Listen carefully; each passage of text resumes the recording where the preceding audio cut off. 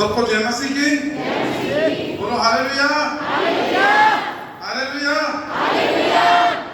मैं प्रभु का धन्यवाद करता हूँ और साथ ही साथ मैं हमारे पालित साहब उनका भी धन्यवाद करता हूँ, उनका शुक्रगुजार अपने दिल से कि आज उन्होंने मुझे मौका दिया। पिछले 2 सप्ताह पहले मेरी बात हुई थी भाई साहब से और भाई साहब ने आज का दिन दिया। उन बातों के लिए मैं धन्यवाद करता हूँ। मैं कुछ परमेश्वर के वचन से बताऊं, बाइबल सोसाइटी के बारे में बताऊं। मैं सबसे पहले मैं अपने बारे में बताना चाह रहा हूं कि मैं यहाँ पे देख रहा हूँ बहुत सारे ऐसे नए लोग हैं जो विश्वास में आ रहे हैं और आप लोग अद्भुत हो जाएंगे जो मेरी गवाही है। मेरा नाम जगदीश सिंह है, मैं एक सिख परिवार से आता हूँ। जो आज आपके सामने मैं बोलूंगा, एक ऐसा समय था कि मेरे अंदर कोई आवाज नहीं थी, मैं बोल नहीं पाता था, 2 शब्द भी बोल नहीं पाता था, मैं रुक जाता था, बहुत हकलाता था और बहुत शर्म आती थी मुझे लोगों से बात करने में, लोगों को फेस करने में, स्कूल जाने में, तमाम रिश्तेदारों के घर जाने के लिए मुझे शर्म आती थी क्योंकि मैं बोल नहीं पाता था। जब बोलता था बहुत रुक रुक के बोलता था और लोग मेरा मजाक उड़ाते थे। बोलो हालेलुया।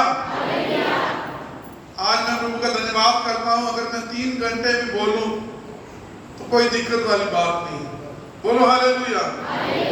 ये मेरी आवाज नहीं है, प्रभु यीशु मसीह ने मुझे आवाज दी ताकि उसके वचन को मैं अलग अलग जगह पे लेके जाऊं।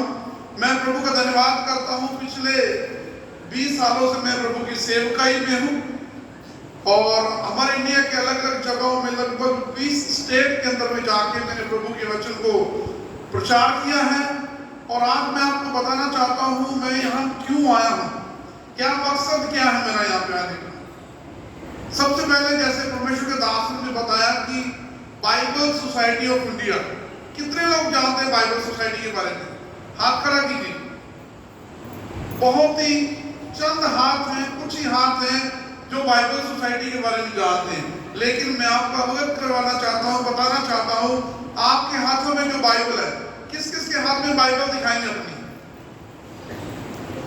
बाइबल देखना चाहते हैं?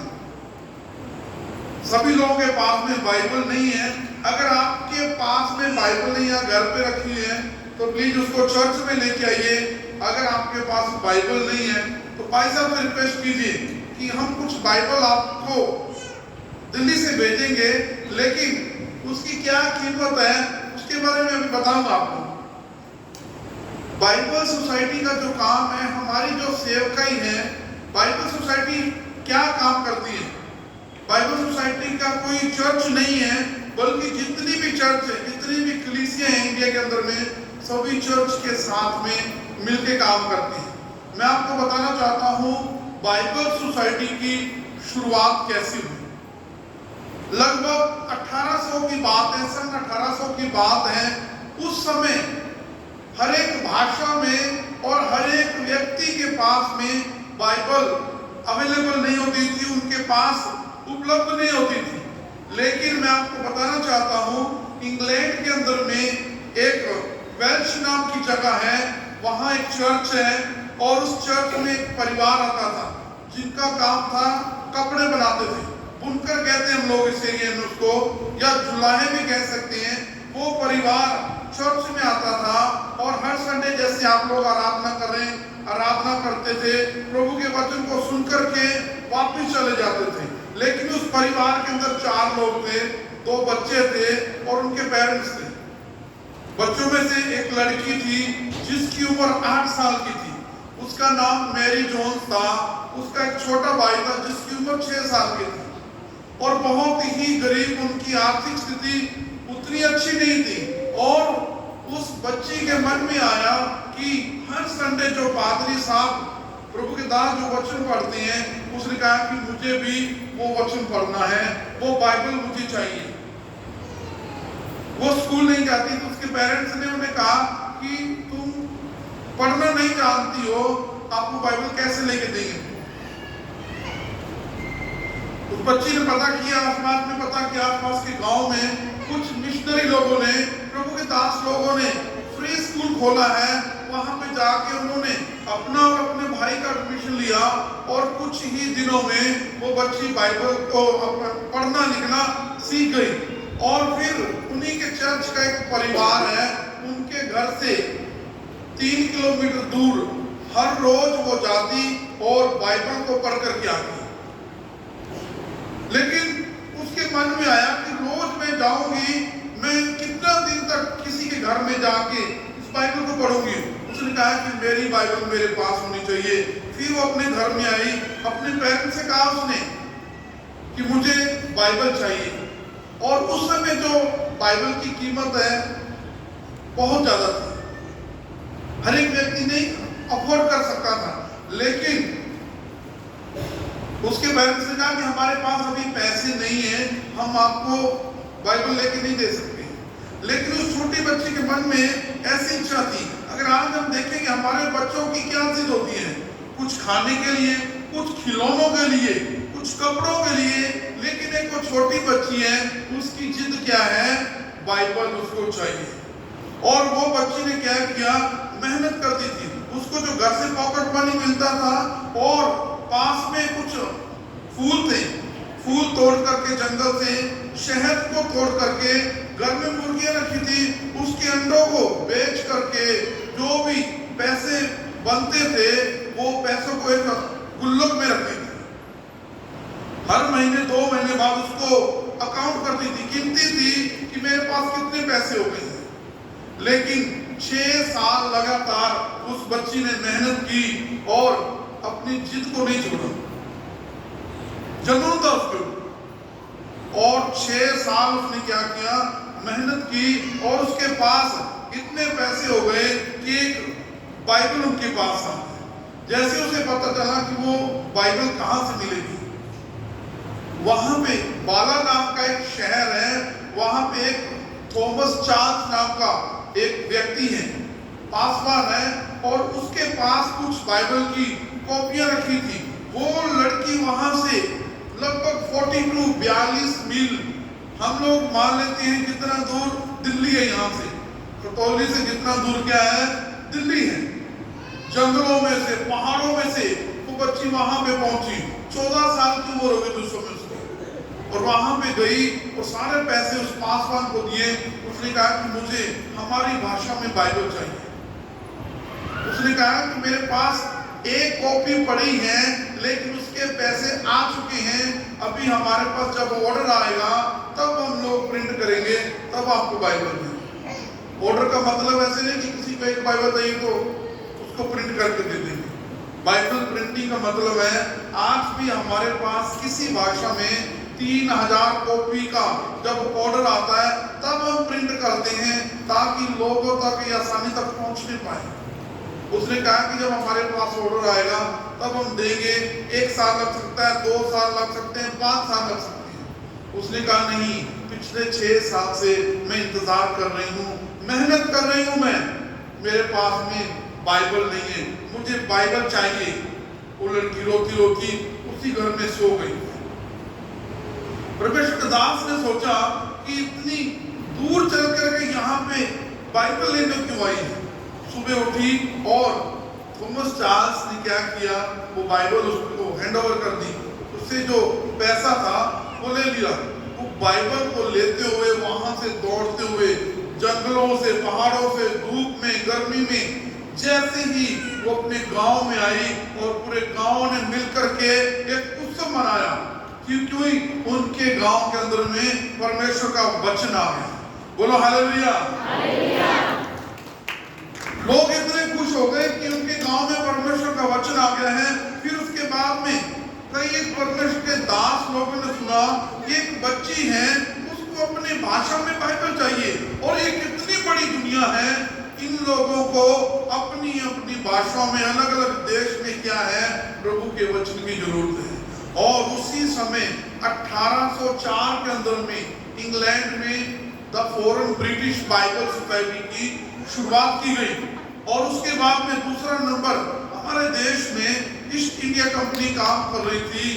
इंग्लैंड के बाद में हमारे देश इंडिया में बाइबल सोसाइटी की शुरुआत 1811 में की गई और उस समय से लेके अब तक बाइबल सोसाइटी हमारे देश में बहुत बड़ा काम कर रही है। प्रियो, आज अलग अलग जगह में जब हम देखते हैं कलीसियां हैं, चर्च हैं, बड़ी बड़ी कलीसियां हैं, छोटे चर्च हैं, सबको बाइबल सोसाइटी ने क्या किया है? सहयोग किया है। अगर आज आप विश्वास में हैं, मैं विश्वास में हूं, प्रभु का दास है, उसके पीछे किसका सपोर्ट है? बाइबल सोसाइटी का। अगर बाइबल हमारे पास नहीं होती, हिंदी की बाइबल नहीं होती, तो हम लोग क्या करते हैं? विश्वास में नहीं आते, प्रभु में नहीं पढ़ पाते, क्योंकि बाइबल में क्या लिखा है? आदि में वचन था, वचन परमेश्वर के साथ था और वचन ही परमेश्वर था। यीशु मसीह कहाँ है आज? यीशु मसीह वचन के रूप में आज हमारे पास है और उसको बाइबल सोसाइटी अलग अलग भाषाओं में प्रिंट करके देती है। प्रियो, मैं आपको बताना चाहता हूं, वर्ल्ड के अंदर में सबसे ज्यादा प्रिंट होने वाली, लोगों को बदलने वाली अगर कोई पुस्तक है तो वो बाइबल है। अगर वर्ल्ड वाइड पूरी दुनिया में देखेंगे, 2500 भाषाओं में लगभग 2500 लैंग्वेज में फुल बाइबल ट्रांसलेट हो चुकी है। अगर हमारे इंडिया की बात करें तो मैं आपको बताना चाहता हूं, 1811 से लेके अब तक हमारे पास में 74 लैंग्वेज में फुल बाइबल ट्रांसलेट। कितनी भाषाओं में? 74 भाषाओं में हमारे पास बाइबल है। ऐसी कोई पुस्तक है? ऐसा कोई मैगजीन है? ऐसा कोई धर्म ग्रंथ है कोई और? ये सिर्फ बाइबल ही है जिसने लोगों को बदला है। और उसके अलावा 82 भाषाओं में नया नियम प्रिंट किया गया बाइबल सोसाइटी ने। बाइबल को ट्रांसलेट करना एक दो दिन का काम, 1-2 महीने का काम नहीं प्रियो। मैं आपको बताना चाहता हूं, जब ट्रांसलेशन का काम होता है तो सालों साल लग जाते हैं। 12 साल पहले, 12 से 15 साल एक बाइबल को लगते थे ट्रांसलेशन होने के लिए, लेकिन अब उस समय को घटाकर ज्यादा टेक्नोलॉजी आ गई है, तो अब 5 से लेके 8 साल लगते हैं ताकि एक बाइबल ट्रांसलेट हो सके। एक बाइबल को ट्रांसलेशन होने के लिए आपको मैं बताना चाहता हूं कितना खर्चा आता है।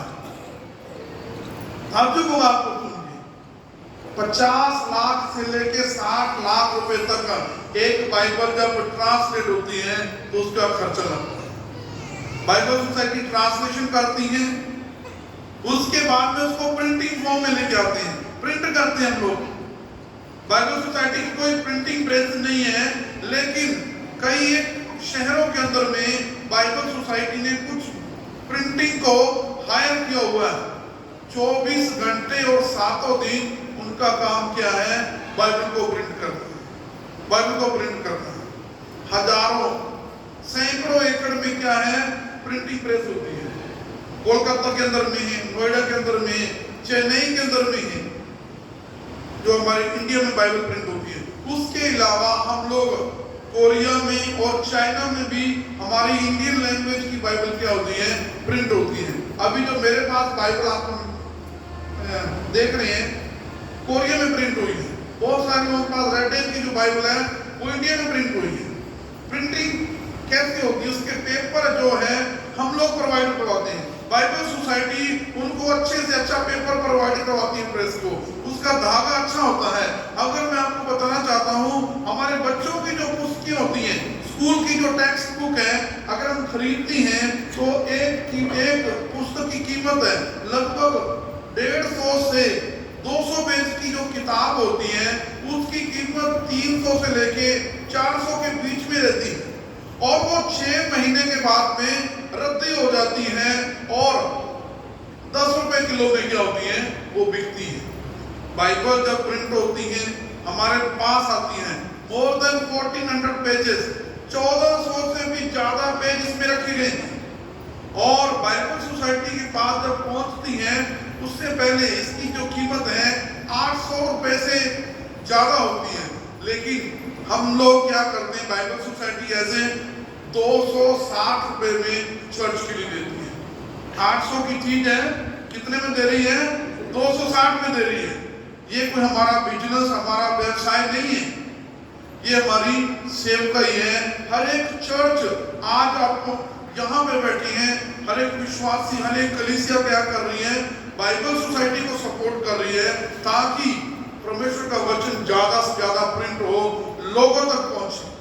प्रियो, आज आपके पास जो बाइबल है, ध्यान देंगे हम लोग, आज अगर आपके पास जो बाइबल है, उसके लिए हमारे बाप दादाओं ने डोनेशन दिया है, हमारे फोर फादर ने डोनेशन दिया है। आज हमारे पास बाइबल है, हम उसको पढ़ते हैं और पवित्र आत्मा हमारे से बात करता है। लेकिन अगर हम चाहते हैं कि हमारी आने वाली जनरेशन, हमारे बच्चे, उनके बच्चे बाइबल उनके पास हो, तो आज हमें सोचना पड़ेगा।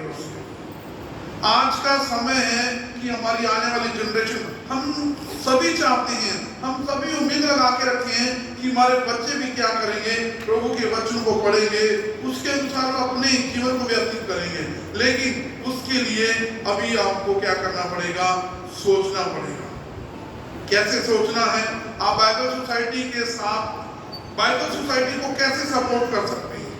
आज जैसे मैं आपके चर्च में आया हूँ, हम लोग बाइबल सोसाइटी संडे मना रहे हैं, उसमें आप बढ़ चढ़ के अपने डोनेशन को, अपने दान को दें, ताकि कोई ऐसे व्यक्ति हैं, कोई ऐसी मेरी जोन्स हैं जिनके पास बाइबल नहीं है, हम उनको क्या कर सकें? बाइबल पहुंचा सकें। आप अपना महीने में भी हमारे प्रोजेक्ट करता है, sponsor a Bible a month, कम से कम एक महीने में आप एक बाइबल स्पॉन्सर करें। बाइबल सोसाइटी के अकाउंट में 300, 350 रुपए हर महीने अगर आप जमा करते हैं, तो एक बाइबल आप किसी ऐसे व्यक्ति के लिए स्पॉन्सर करते हैं। 300, 350 कोई ज्यादा अमाउंट नहीं है। हर महीने में 300, 400 रुपए का हम रिचार्ज करवा के उसको खत्म कर देते हैं। लेकिन अगर हम डोनेशन देंगे, तो अगर कोई आत्मा बचती है, तो उसमें क्या है? आपका कंट्रीब्यूशन है एक आत्मा को बचाने का। बाइबल सोसाइटी फंडरेज करती है, अलग अलग चर्च में जाते हैं, कलीसियों में जाके अपील करती हैं, लोगों को व्यक्तिगत बोलती हैं। अगर कोई बिजनेसमैन है, कोई अच्छा जॉब कर रहा है, हर महीने में कोई भी प्रोफेशन में है, टीचर है, नर्स है, किसी भी बिजनेस में हो, वो क्या कर सकते हैं? रेगुलर सपोर्ट कर सकते हैं। आप हमारे लिए प्रार्थना कर सकते हैं, प्रार्थना कर सकते हैं। उसके बाद में आप हमारे साथ पार्टिसिपेट कर सकते हैं। जैसे मैं आज आपके चर्च में आया हूँ, प्रियो, मैं आपको बताना चाहता हूँ, दिल्ली से बैठ के हमारे पास 7 राज्य हैं। 7 राज्य में हम लोग जाते हैं, अलग अलग जगह में जितनी भी कलीसियां हैं। हमारे पास स्टाफ बहुत कम है, फील्ड में जाने के लिए अभी फिलहाल मैं ही अकेला हूँ। लेकिन हमारे साथ में बहुत सारे प्रभु के दास, प्रभु की दासियां जुड़े हुए हैं, जो अलग अलग जगह में जाकर के प्रचार करते हैं, बाइबल सोसाइटी की मिनिस्ट्री को प्रमोट करते हैं, उसके लिए डोनेशन रेज करते हैं, ताकि परमेश्वर का वचन और ज्यादा से ज्यादा लोगों तक पहुंचने पाए। 64 भाषाओं में अभी प्रभु के वचन के ट्रांसलेशन का काम चल रहा है। बाइबल सोसाइटी ब्रेल बाइबल भी प्रिंट करती है। ब्रेल के बारे में मालूम किसी को? जिन लोगों को दिखाई नहीं देता है, दृष्टिहीन लोग हैं, उनके लिए भी बाइबल सोसाइटी बाइबल प्रिंट करती है। और वो बाइबल की जो कीमत है, वो ऐसी बाइबल नहीं होती है, उसको हम जो लोग देख सकते हैं, उनको पता नहीं चलेगा क्या लिखा है। जिनको दिखाई नहीं देता है, उसके अंदर में टच करेंगे, उसको छुएंगे, तो उनको पता चलेगा क्या लिखा हुआ है। और वो बाइबल अलग अलग किताबें उसकी होती हैं, और उसकी टोटल कॉस्ट मैं आपको बताना चाहता हूँ 32,000 रुपए है। जब प्रिंट होकर के बाइबल सोसाइटी के पास में आती है, तो उसकी कॉस्ट पड़ती है 32,000 रुपए। लेकिन बाइबल सोसाइटी आप लोगों की वजह से उस ब्लाइंड व्यक्ति को, बहन को या भाई को फ्री में हम लोग को बाइबल देते हैं, ताकि वो लोग प्रभु के वचन को पढ़ सकते हैं। ऑडियो बाइबल, जिनको दिखाई नहीं देता है या पढ़ नहीं सकते हैं, उनके लिए ऑडियो बाइबल है। अगर कोई बुजुर्ग हो गए हैं, उनके लिए मोटे अक्षर की बाइबल है, लार्ज प्रिंट। अगर कोई यूथ है, जवान है, उनके पास उनके लिए एक छोटी बाइबल, पॉकेट बाइबल भी, बच्चों के लिए अलग अलग स्टोरीज की बाइबल हमारे पास अवेलेबल है। तमाम प्रकार की हमारे पास वैरायटी है बाइबल की। सिर्फ किसके लिए? कलीसियों के लिए। अगर आपको किसी को चाहिए तो उसकी मैं कैटलॉग वगैरह भी आप लोगों को भेज सकता हूँ भाई साहब को, आप लोग भाई साहब से ले सकते हैं, उसको देख सकते हैं। अगर आप ऑर्डर करना चाहते हैं आप फोन कर सकते हैं, आपको बाइबल आपके घर में मिल सकती है। मैं आपसे अपील करता हूँ आप प्रार्थना कीजिए बाइबल सोसाइटी के लिए, ताकि ये जो सेवकाई है एक व्यक्ति की सेवकाई नहीं है, मेरी सेवकाई नहीं है, बल्कि हर एक कलीसिया की, हर एक चर्च मेंबर की क्या है ये सेवकाई है, ताकि प्रभु का वचन आगे से आगे क्या है और बढ़ता है। हम वचन में जाने से पहले मैं रिक्वेस्ट करूंगा हमारे पादरी साहब से कि एक बार आप प्रार्थना करें बाइबल सोसाइटी के लिए, हमारे सेवकाई के लिए, उसके बाद हम प्रभु के वचन में जाएंगे।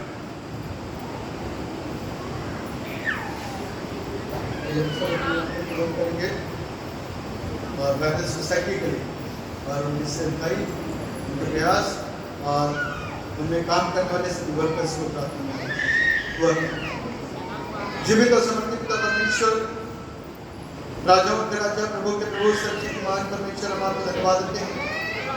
आपका कलाम बताता है मेरे पिता परमेश्वर कि आदमी में वचन का वचन परमेश्वर का वचन ही परमेश्वर का, और ये वचन साधारण रूप में नहीं है। बाइबल बताती है पतरस की पुस्तक उसके दूसरे अध्याय के अंदर इसका वर्णन लिखा हुआ है कि ये मनुष्य की सोच और विचार से नहीं परंतु पवित्र आत्मा के द्वारा उभारे जा करके ये वचन को लिखवाएगी। जब पवित्र आत्मा ने उभारा तो ये वचन तैयार हुआ। जब पवित्र आत्मा ने उभारा वो पवित्र आत्मा था, और यीशु के अंदर पवित्र आत्मा, परमेश्वर के पास में पवित्र आत्मा, और वही आत्मा हमारे बीच में काम करता है और वही परमेश्वर। प्रार्थना करते हैं पिता परमेश्वर बाइबल सोसाइटी के लिए, क्योंकि देसाई ने पिता परमेश्वर 1800 से लेकर के एक बड़ी सेवकाई को चला रहे हैं। और प्रभु हम में से बहुत सारे ऐसे लोग हैं जो अपनी कंट्रीब्यूशन पर अपने सपोर्ट को देते हैं, जिनकी मेहरबानियों और जिनके समर्पित जिंदगी और जिनकी मेहनत और प्रयास है, जिनकी प्रार्थनाएं और जिनकी सकारात्मक सोच है, उसके माध्यम से ये कलाम लगातार प्रिंटिंग प्रेस में छप रहा है और दूर से दूर तक ये धारा प्रवाह लोगों तक पहुंच रहा है। पिता परमेश्वर हम आपसे दुआ करते हैं, जिस तरीके से पानी एक जगह से लेकर के दूसरे स्थान तक पहुंच जाता है, वैसे खुदा का कलाम भी दूर से दूर तक कहां से कहां तक पहुंच जा रहा है और लोग उसको पढ़ करके जीवन पा रहे हैं। दुआ करते हैं पिता बाइबल सोसाइटी में कार्य करने वाले वर्कर्स के लिए, तथा खादिमों के लिए, प्रिंटिंग प्रेस चलाने वाले के लिए, हर एक के लिए करते जो किसी के रूप में अपने योगदानों को बाइबल सोसाइटी में दे रहा है।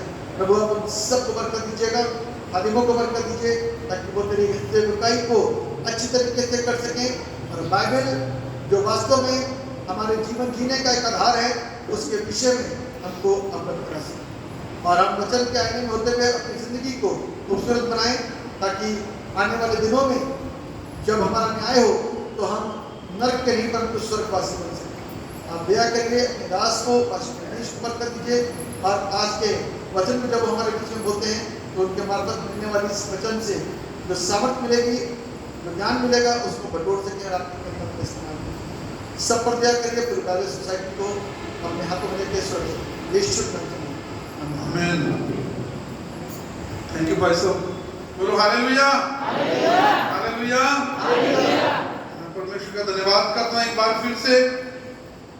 और प्रियो, मैं आज आपको छोटी सी बात बताना चाहता हूं।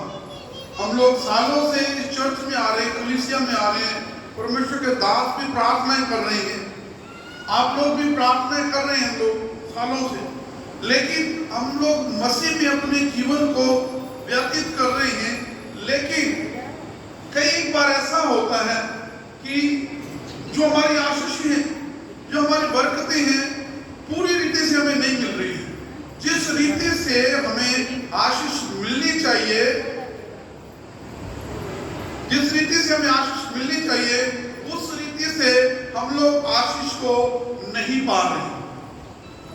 कई बार क्या होता है कि हमारे जीवन के अंदर में कोई ऐसा पहलू है या फिर ऐसी कोई बात है कि किसी एरिया रिलेशन में हम क्या स्ट्रगल कर रहे हैं, लगातार स्ट्रगल में हम लोग क्या है बने हुए हैं। मैं आपको बताना चाह रहा हूं कि बरकत के बारे में बताना चाह रहा हूं कि कई लोगों के पास में क्या है बच्चे नहीं है, सालों से वो बहनें वो भाई प्रार्थनाएं कर रहे हैं लेकिन क्या आशीष नहीं मिल रही है। कई लोगों के पास में अच्छा बिजनेस नहीं है, अगर किनके पास बिजनेस है तो वो अच्छे से नहीं चल रहा है। कई लोगों के पास बच्चे तो हैं लेकिन क्या वो आज्ञाकारिता में नहीं है, बातें नहीं मान रहे हैं। कई लोग सालों से क्या करें प्रयास कर रहे हैं उनकी शादी हो जाए, उनके बच्चों की शादी हो जाए, लेकिन क्या है कोई अच्छा परिवार नहीं मिल पा रहा है। हम क्या करते हैं, हमारे जीवन का कोई ना कोई हर एक व्यक्ति का कोई ऐसा हिस्सा है कि वो उसके लिए क्या चैलेंज है, स्ट्रगल बना हुआ है, क्लेश बना हुआ है उसके जीवन में, हमेशा लगातार क्या है दुख से गुजर रहा है। बहुत सारे लोग सालों से प्लान कर रहे हैं अपना घर बनाने के लिए, घर नहीं बना पा रहे हैं, प्रार्थनाएं लगातार हो रही हैं, लेकिन प्रियो आज मैं आपको बताना चाह रहा हूं कि उसका क्या कारण है, हम क्यों एक ऐसी परेशानी से गुजर रहे हैं। हर एक व्यक्ति के जीवन में ऐसा होता है। मैं आपको बताना चाहता हूं 10 आज्ञा सब लोग जानते हैं, 10 आज्ञा जो परमेश्वर ने मूसा को 10 आज्ञा दी थी। मैं आपको बताना चाहता हूं कि हमें 10 आज्ञाओं को पढ़ने की जरूरत है। ये तो ध्यान नहीं, हम लोग वचन की ओर ध्यान नहीं, बाद में बात करेंगे, आप लोग वचन की ओर ध्यान दीजिए। 10 आज्ञाओं को हमें पढ़ने की जरूरत है, बल्कि मैं तो ऐसा विश्वास करता हूं कि हर एक घर के अंदर में, हर एक विश्वासी के घर के अंदर में लिख करके क्या करना चाहिए, उसको टांगना चाहिए। 10 आज्ञा के अंदर में जब हम उसको पढ़ते हैं, मनन करते हैं, और उसकी जो पहली 4 आज्ञाएं हैं उसके अंदर में परमेश्वर ने मनुष्य को बताया है कि उसका रिश्ता, मनुष्य का और परमेश्वर का रिश्ता कैसा होना चाहिए। 5 से लेके 10 तक 6 आज्ञाएं जो अगली पहली 4 आज्ञाओं की उसमें क्या लिखा है, परमेश्वर और मनुष्य का रिश्ता कैसा होना चाहिए। उसके बाद में जो 6 आज्ञाएं हैं उसमें परमेश्वर ऐसे बता रहे हैं कि मनुष्य के साथ में रिश्ता कैसा होना चाहिए। बहुत बार हम लोगों ने ऐसा सुना है, लोगों को कहते हुए सुना है कि मेरी परमेश्वर के साथ में अच्छी बनती है, मैं परमेश्वर की अगुवाई में चलता हूं, लेकिन मैं मनुष्य की परवाह नहीं करता हूं। लेकिन प्रियो, परमेश्वर के वचन में ऐसा भी लिखा है कि लोग कहते हैं कि हाय है उस मनुष्य के ऊपर में जो क्या करता है, मनुष्य पे भरोसा करता है, और धन्य है वो व्यक्ति जो परमेश्वर पे भरोसा करता है। प्रियो, पहली जो आयत बोली गई है उसका जो संदर्भ है कुछ और है। वहां पे प्रभु का वचन हमें इस रीति से बता रहा है कि हमें किसी मनुष्य के ऊपर में आश्रित नहीं होना है, भरोसा नहीं करना है, लेकिन उसका ये मतलब भी नहीं है कि हमें अपने रिश्ते खराब कर लेने उस मनुष्य से। मैं आपको बताना चाह रहा हूं जो प्रभु के वचन ने मुझे अगुवाई की है, मैं पर्सनली व्यक्तिगत इस वचन से आशीषित हुआ हूं। जब हमारे लिए क्या होता है, कुछ ऐसा अनुग्रह है जो हमारा परमेश्वर मनुष्य के द्वारा देता है। अनुग्रह परमेश्वर का है, अनुग्रह प्रभु का है, लेकिन हमारा परमेश्वर चाहता है कि मनुष्य के द्वारा होकर जाए। प्रियो, मैं आपको बताना चाहता हूं कि परमेश्वर टूटे हुए रिश्तों को जोड़ सकता है, लेकिन टूटे हुए संबंधों के साथ में प्रभु आगे नहीं बढ़ता है। अगर हमारा किसी के साथ में रिश्ता टूटा हुआ है या किसी के साथ नहीं बन रही है, तो उसमें क्या होगा, ना वो व्यक्ति ब्लेस्ड होगा, ना ये व्यक्ति होगा, ना हम आशीष पा पाएंगे, ना वो व्यक्ति पा पाएंगे। प्रभु यीशु मसीह कहता है कि अगर कोई व्यक्ति जैसे वेदी के पास में भेंट लेके आता है तो प्रभु क्या कहते हैं, अपनी भेंट को यहीं रख दे, पहले जाके अपने भाई से माफी मांग, रिकॉन्सिलेशन कर अपने भाई के साथ में जाके। प्रियो, अगर हम लोग परमेश्वर के वचन में पढ़ते हैं, इफिसियों की किताब उसका 6 अध्याय उसके 1 से लेके 3 वचन तक वहां पे लिखा गया। वहां पे इस रीति से लिखा है, हे बालकों, प्रभु में अपने माता पिता के आज्ञाकारी बनो। यहाँ पे क्या लिखा प्रभु के वचन में? यहाँ पे प्रभु के वचन में साफ साफ लिखा है, ये प्रभु क्या क्या है, उसमें लिखा है कि हे बालकों, जितने जन यहाँ पे बैठे हैं हमारे सबके पेरेंट्स हैं, हम किसी ना किसी व्यक्ति के बच्चे हैं, हमारी माँ है, हमारे पिता हैं, सबको कह रहे हैं, और हमारे भी बच्चे हैं। वो कह रहे हैं परमेश्वर के वचन में कि हमें अपने माँ बाप की, क्या माता पिता की आज्ञाकारिता में चलना है, और उसमें यह लिखा है क्योंकि ये उचित है। उसके बाद में लिखा कि अपने माता और पिता का आदर कर, यह पहली आज्ञा है और जिसके साथ में प्रतिज्ञा भी है। बोलो हालेलुया। यही एक आज्ञा है जिसके साथ में क्या है, एक वाचा बांधी गई है, एक प्रतिज्ञा है। क्या प्रतिज्ञा क्या है? उसके अगले वचन में लिखा है, क्योंकि तेरा भला होगा और बहुत दिन तक तू क्या करेगा, जीवित रहेगा। प्रियो, अगर आप अपनी भलाई चाहते हैं, अगर पूरी रीति से आपको आशीष आपको चाहिए, अगर आप चाहते हैं कि हमारी ब्लेसिंग पूरी खुल जाए, तो परमेश्वर के वचन में क्या लिखा है कि जो हमें अपने माता पिता का आज्ञाकारिता में रहना पड़ेगा। उसके बाद में लिखा है कि अगर तू यानी कि दीर्घायु चाहिए, एक भलाई, दूसरा क्या है, दीर्घायु, माता पिता के अनुग्रह से आएगी। लेकिन कई बार ऐसा होता है कि कुछ पेरेंट्स क्या करते हैं, अगर वो प्रभु में आने से अपने बच्चों को रोकते हैं, तो कुछ कदम आप अपने पेरेंट्स से अलग रह सकते हैं, लेकिन अपनी जिम्मेदारियों से आप पीछे नहीं हट सकते हैं। हमारी जो जिम्मेदारी है, अगर हो सकता है कि आपके पेरेंट्स विश्वास में ना हो, उन्होंने शर्त रखी हो कि अगर आप चर्च जाएंगे, विश्वास में जाएंगे, तो हमारा कोई रिश्ता नहीं है। लेकिन आपको क्या करना है, अपनी तरफ से जो आपकी जिम्मेदारी है उससे अलग नहीं होना है, क्योंकि प्रभु के वचन में लिखा है उनके द्वारा आपकी भलाई होगी। और उसके बाद में लिखा है कि लंबी आयु, दीर्घायु क्या करेंगे, उसी के द्वारा पाएंगे। प्रियो, मैं आपको बताना चाहता हूं, बहुत बार ऐसा होता है कि हमारी बाहर वाले लोगों से बहुत अच्छे से बन जाती हैं, बहुत अच्छे से हम बात करते हैं, बहुत हंसते हैं उनके साथ में, लेकिन कई बार ऐसा होता है कि हम एक ही छत में रहते हुए, एक ही घर में रहते हुए अपने घर वालों से नहीं बनती। लेकिन बाइबल में लिखा है कि आपकी जो सेवकाई है, आपकी जो गवाही है, आपके घर से शुरू होती है। अगर मैं आपको बताना चाहता हूं, आपके घर के अंदर में अगर किसी व्यक्ति के साथ में, अगर किसी पत्नी का किसी पति के साथ में रिश्ता खराब है, अगर किसी पति का अपनी पत्नी के साथ में नहीं बनती है, तो आप आशीष नहीं पा पाएंगे। क्योंकि प्रभु का वचन टूटे हुए रिश्तों के साथ में आगे नहीं बढ़ता है। प्रभु चाहता है कि आप क्या करो, एक दूसरे को माफ करो, रिकॉन्सिलेशन करो दूसरे के साथ में। अगर आपके घर में आपका भाई है या भाभी है या कोई ननद है या सास ससुर है, तो उनके साथ में क्या करना है, हमें रिश्ता बनाना है। अगर मैं आपको एक शब्द बोलूं, अगर आप इस मामले में स्वार्थी भी हो जाएंगे ना, तो आपके लिए कोई प्रॉब्लम नहीं है। क्योंकि अगर हमारा रिश्ता किसी व्यक्ति के साथ में खराब है, तो हम आशीष नहीं पा रहे हैं। अगर आपको पूरी आशीष चाहिए, एक ऐसे व्यक्ति को देखिए जिसके साथ आपने सालों से बात नहीं की है, एक ऐसी बहन को आप जानते हैं जिनसे कभी आप बात नहीं करते, उनके पास जाइए और उनके साथ अपने रिश्ते को सुधारिए।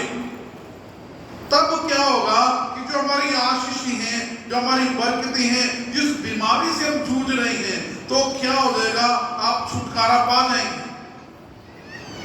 प्रियो, हमारा परमेश्वर हमें पूरी रीति से आशीष देना चाहता है। लेकिन बाइबल में क्या लिखा है कि हम लोग वैसल के समान, हम बर्तन है, पात्र हैं, लेकिन हमारे बर्तन के ऊपर में क्या है, आधा ढक्कन रखा हुआ है, आधा खुला हुआ है। ब्लेसिंग कहाँ जा रही है? ढक्कन के ऊपर। लेकिन प्रभु क्या चाह रहा है कि पूरी रीति से आप क्या करो, विश्वास में आओ। अगर हम लूका सुसमाचार उसका 2 अध्याय उसके 52 वचन में वहां पे देखते हैं, वहां पे लिखा है कि यीशु बुद्धि और ज्ञान और डील डॉल में और परमेश्वर और मनुष्य के अनुग्रह में बढ़ता रहा। बोलो हालेलुया। प्रभु यीशु मसीह पूरी दुनिया का सृष्टि करता है, हमारा उद्धार करता है। प्रभु यीशु मसीह को क्या जरूरत थी कि उसको मनुष्य के अनुग्रह में बढ़ने की? प्रियो, उसने हमारे लिए एक उदाहरण दिया है कि कोई एक ऐसा व्यक्ति हो सकता है, कोई भी XYZ हमारे जीवन के अंदर में, हमारे घर के अंदर में, जहां हम काम करते हैं, हो सकता है आपकी कलीसिया में कोई ऐसा व्यक्ति हो जो आपको पसंद ना हो, जिसकी आपके साथ ना पड़ती हो, लेकिन उसी की वजह से क्या है, हमारी आशीष रुक जाती है। प्रभु चाहता है कि बाइबल में लिखा है कि हमारा स्वभाव यीशु मसीह जैसा स्वभाव होना चाहिए। बाइबल के अंदर में एक कपल बहुत ही फेमस है, अभी उन्होंने झगड़ा नहीं किया। हमारे घरों में तो हमेशा लड़ाई झगड़े रहते हैं, पति पत्नी के बीच में क्या आता है, लड़ाई झगड़े होते हैं। इसहाक और रिबका, बाइबल में लिखा है कि 20 साल तक रिबका क्या रही, बांझ रही, उसको कोई बच्चा नहीं हुआ। 20 साल उनकी शादी को बीत गए, लेकिन क्या हुआ, कोई बच्चा नहीं हुआ। और रिबका ने नहीं कहा कि जाकर के इसहाक को दूसरी शादी कर ले, या इसहाक ने नहीं कहा, उनकी आपस में कभी ऐसी लड़ाई नहीं हुई कि उनके घर में बच्चे नहीं हुए। लेकिन 20 साल के बाद में प्रभु ने उनको डबल आशीष दी। बोलो हालेलुया। ट्विंस बच्चे हुए, जुड़वा बच्चे हुए, एसाव और याकूब हुए। प्रियो, जब हमारे घर में हम रहते हैं, पति पत्नी रहते हैं, बच्चे रहते हैं, तो गड़ा, मैं से नहीं कह रहा हूं कि बाइबल में भी लिखा है गुस्सा करो पर पाप ना करो। इतना लंबा गुस्सा मत कीजिए कि हमारी आशीष हमारी बरकतें बुझे, बीमारियां हमें घेर ले, गरीबी हमें घेर ले। बहुत बार होता लोगों के ऊपर में क्या होता है, ऐसा लोन है, कर्ज है, वो दबे हुए कर्ज से, लेकिन पता नहीं कैसे छुटकारा पाएंगे। प्रियो, आपको प्रभु के पास में आने की जरूरत है, 10 आज्ञाओं को पढ़ने की जरूरत है, उसको मनन करने की जरूरत है। हर एक व्यक्ति के साथ में अपना रिकॉन्सिलेशन करें, अपने रिश्तों को ठीक करें, क्योंकि 6 आज्ञाएं जो प्रभु ने बताई हैं, परमेश्वर ने बताई हैं, वो कहा कि अपने रिश्तों को मनुष्य के साथ में क्या करना है, हमें सुधारना है। जब प्रभु यीशु मसीह पकड़वाए जा रहे थे, उससे पहले प्रभु यीशु मसीह ने पतरस को कहा कि पतरस, तू मुझे 3 बार इनकार करेगा। उसने कहा नहीं प्रभु, मैं नहीं करूंगा। लेकिन क्या हुआ कि ऐसी रात आई, ऐसी घड़ी आई, और पतरस ने 3 बार प्रभु का क्या किया, क्या कर दिया, इनकार कर दिया। और एक बार तो ऐसा बोल दिया, उसने कहा कि धिक्कार है मुझ पर, अगर मैं उस व्यक्ति को जानता हूं। क्या कह रहा है? कह रहा है कि धिक्कार है, लानत है मुझ पर, कह रहा है कि अगर मैं उस व्यक्ति को जानता हूं जो पकड़वाया गया है। और उसके बाद में क्या हुआ, इनकार किसने किया, बोलिए, इनकार किसने किया, पतरस ने इनकार किया। और बाइबल में कोई ऐसी आयत नहीं लिखी है कि बाद में पतरस प्रभु के पास में जाकर के उसने माफी मांगी हो। लेकिन नहीं प्रियो, मैं आपको बताना चाहता हूं, उसके बाद में यूहन्ना समाचार उसका 21 है, उसके 15 वचन में जब प्रभु यीशु मसीह जीवित हुए और प्रभु यीशु मसीह ने फिर पतरस के पास गया, पतरस को यीशु मसीह पूछ रहे हैं, पतरस तू मुझे प्यार करता है? पतरस तू मुझे प्यार करता है? पतरस तू मुझे प्यार करता है? पतरस का जवाब, हाँ प्रभु, मैं आपसे प्रीति रखता हूँ, हाँ प्रभु, मैं आपसे प्रीति करूँ। तीसरी प्रकार के प्रभु आप जानते हैं, 3 बार इनकार किया था किसने? पतरस ने। और 3 बार यीशु मसीह ने आकर के क्या किया है? उसके साथ में अपने रिश्तों को ठीक किया है। गलती पतरस ने की, लेकिन यीशु मसीह ने आके अपने रिश्तों को सुधारा। प्रियो, उसने हमारे लिए उदाहरण दिया है। बहुत बार एक बात हमारे अंदर में, हमारे मन के अंदर में बैठ जाती है, मैंने गलती नहीं की, 100% ने गलती की है। मैंने गलती नहीं की, मेरे पति ने गलती की है। मेरी कोई गलती नहीं, मेरी पत्नी क्या करती है? वो गलती करती है। हम उस बात को पकड़ के बैठ जाते हैं और हमारी आशीष क्या होती है? रुक जाती है। एक बात मैं बोलता हूं, ये वचन का हिस्सा नहीं है। जितने पति यहां पे बैठे हैं, पति कितने हैं? हस्बैंड कितने हैं? कितने लोगों के पास पत्नी? हाथ खड़ा करेंगे। बेइज्जती बात बताना चाहता हूं, एक खुशी की बात आपके घर के लिए।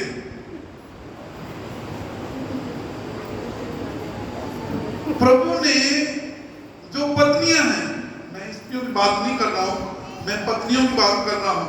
पति और पत्नी का एक अलग रिश्ता है।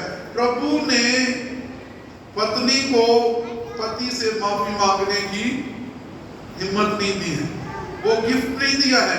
अगर कोई व्यक्ति यहाँ पे बैठा है, अगर वो बोल दे कि मेरी पत्नी ने मेरे से माफी मांगी, गलती भी पत्नी की होगी, और माफी कौन मांगेगा आगे? कौन मांगेगा? पत्नियों की गलती नहीं है, क्योंकि बाइबल में लिखा है जो आदमी है, जो पति है, वो क्या? सर है। पति क्या है? आवाज दिया, पति क्या है? और पत्नी क्या है? पत्नी क्या है? पत्नी देह है और पति क्या है? सर है। डिसीजन किसको लेना है? देह को लेना या सर को लेना? किसको लेना? तो बिल्कुल वो सही है। अगर वो आपसे माफी नहीं मांगती है ना, वो गलत नहीं है। अगर आपके साथ कुछ अनबन हो गई है, उसी की गलती है, तो वो अगर आपसे माफी नहीं मांगी है, तो मैं आज आपको बताना चाहता हूं पुलपिट से, उनकी गलती नहीं, वो माफी नहीं मांगी, क्योंकि वो देह है। देह को, जो देह होती है, उसको, उसके ऊपर में एक सर है, और सर कौन है? वो पति है। पति को क्या करना है? डिसीजन लेना है। देह को डिसीजन नहीं लेना है। इसीलिए अगर वो माफी नहीं मांगती है, तो आप खुद जाइए, उनसे माफी मांग लीजिए। अक्सर ऐसा होता है, मैं भी ऐसा करता हूँ। मैं भी एक पति हूँ, मेरी पत्नी बहुत सुलझी हुई है, बहुत समझदार है, बहुत लोगों को समझाती है, लेकिन जब मेरे मामले में कुछ बात आती है, वो गुस्सा हो जाती है, लेकिन माफी मुझे मांगनी पड़ती है। प्रभु के वचन से बहुत जानती है। फिर मैं समझ आता हूँ कि मैं क्या हूँ, सर हूँ। इसलिए मैं आपको बताना चाहता हूँ, ये मेरे वचन का हिस्सा नहीं था, लेकिन मैं आपको साइड करने के लिए बात बता रहा था। और प्रभु यीशु मसीह ने जाकर के 3 बार पतरस के साथ में ये बात कही।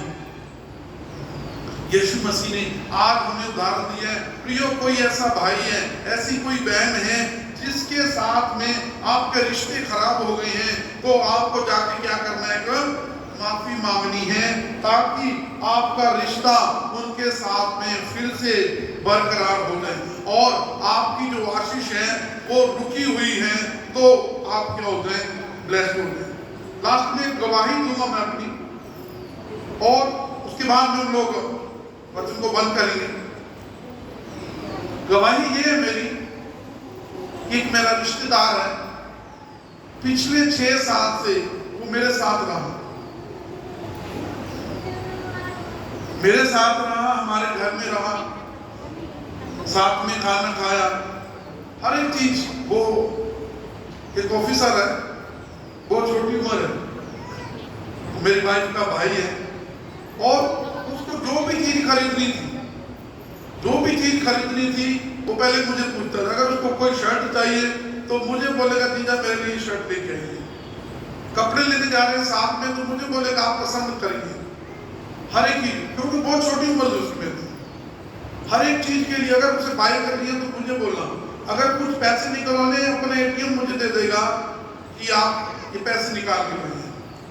मैं बोल रहा हूँ बहुत आज्ञा करेंगे, लेकिन उसने एक ऐसा काम किया छोटी छोटी चीजों के लिए मेरे से पूछ रहा था। एक दिन उसने ऐसा काम किया कि एक घर खरीदा उसने गाजियाबाद के अंदर में, मुझे कोई खबर नहीं है। उसने शादी भी कर ली, मुझे कोई खबर नहीं है। मेरे घर में रहा है, हम लोगों ने उसके कपड़े धोए, कपड़े प्रेस करके दिए, सुबह टिफिन पैक करके देते थे। जब वो रात को आता था कुछ भी उसको खाना चाहिए वो मुझे बोलेगा, वही बना करके मुझे देते थे। लेकिन उसने क्या किया, शादी कर ली और घर ले लिया और हमें पता है नहीं। तो मेरा क्या रिएक्शन होना चाहिए, आप बताइए, मैं क्या करूं? स्वाभाविक अंदर का गुस्सा करना चाहिए। मैं एक मनुष्य हूं और मैंने क्या किया, उसके साथ गुस्सा कर लिया और वो अपने घर में रहने भी लग गया। फिर वो कुछ दिनों के बाद में आया, जैसे मैं ड्यूटी से आया और मुझे जय मसीह बोला, मुझे बोला जीजा जय मसीह, मैं बोला जय मसीह की। उसके बाद में मैं कुछ नहीं बोला, मैं अपने काम में व्यस्त हो गया और वो आज मेरे पास बैठा रहा, मैं कुछ एक बात भी नहीं बोला। उसको पता लगा, उसने अपनी दीदी को कहा कि ऐसे से कर गुस्सा नहीं, तो बोली कान में गुस्से वाला। उसके बाद में क्या हुआ, 1-2 महीने बीत गए, हम लोग ऐसी परेशानी से गुजर रहे थे, प्रार्थना कर रहे थे। मैं बहुत गुस्से में था, बहुत परेशान। मैं बोला ये व्यक्ति ने गलत किया है। हम लोगों ने एक बच्चे की तरह, बच्चे के समान उसको पाला, अपने पास रखा है। लेकिन उसके 2 महीने बाद प्रभु ने मुझसे बात की। प्रभु ने कहा कि आप उसने जो किया आप उसको बदल नहीं सकते, मैं उसको बदल नहीं सकता। उसने शादी कर, उसने घर खरीद लिया, तो उसने कहा कि आप कौन हैं जो उस बात को पकड़ के बैठी हैं, आप क्यों गुस्सा कर रही हैं? उसकी वजह से मेरी आशीष रुकी हुई है। मेरे उस व्यक्ति के साथ में संबंध खराब हो गए, लेकिन क्या हुआ, मेरी आशीष रुक गई क्योंकि मैंने उसको माफ नहीं किया। जब प्रभु का वचन मेरे पास आया और संडे का दिन था, चर्च के बाद में मैं 1 बजे हमारा चर्च छूटा और मेरे घर से 40 किलोमीटर दूर दोपहर में मैं, मेरी वाइफ, मेरा बेटा, हम लोग बाइक में, मैं बोला चलो अभी उसके घर चलेंगे। हम उसके घर गए, मैं उसके घर गया, उसके लिए प्रार्थना की। उसके घर में उसकी पत्नी ने खाना बनाया, हम लोगों ने खाना भी खाया, पूरा दिन उसके साथ मेरे। शाम को फिर वापस हम लोग अपने घर आए। उस व्यक्ति के साथ जैसे हमने रिश्ते सुधारे और उसके अगले सप्ताह में जो हमारी आशीष रुकी हुई थी, एक ऐसी आशीष मिलने वाली थी मुझे 6 महीने बाद में, और 6 महीने क्या हुआ, एडवांस में मिल गई। बोलो हालेलुया। प्रभु यीशु मसीह सिर्फ बोलते नहीं है, प्रभु यीशु मसीह प्रैक्टिकल भी करते हैं। प्रभु यीशु मसीह ने अगर कहा है आपको, पतरस को कहा कि 7 का 70 गुना माफ करना है, कितना, 7 का 70 गुना। वो मत देखिए गलती उसने की या मैंने की, लेकिन जिसको पहले चांस मिले वो जाकर के माफी मांगे और अपने रिश्तों को सुधारे। जो रुकी हुई बरकतें हैं, रुकी हुई आशीषें हैं, वो आपके लिए खुल जाएंगी, क्योंकि टूटे हुए रिश्तों में प्रभु काम नहीं करता है। जब हमारे रिश्ते जुड़ जाते हैं, यीशु मसीह जैसा स्वभाव हो जाएगा, तो तब कोई भी आशीष नहीं रुकेगी। अपरंपार हमारे ऊपर में क्या हो जाएगी, आशीष हो जाएगी। सबको जय मसीह की, प्रभु सबको आशीष दे।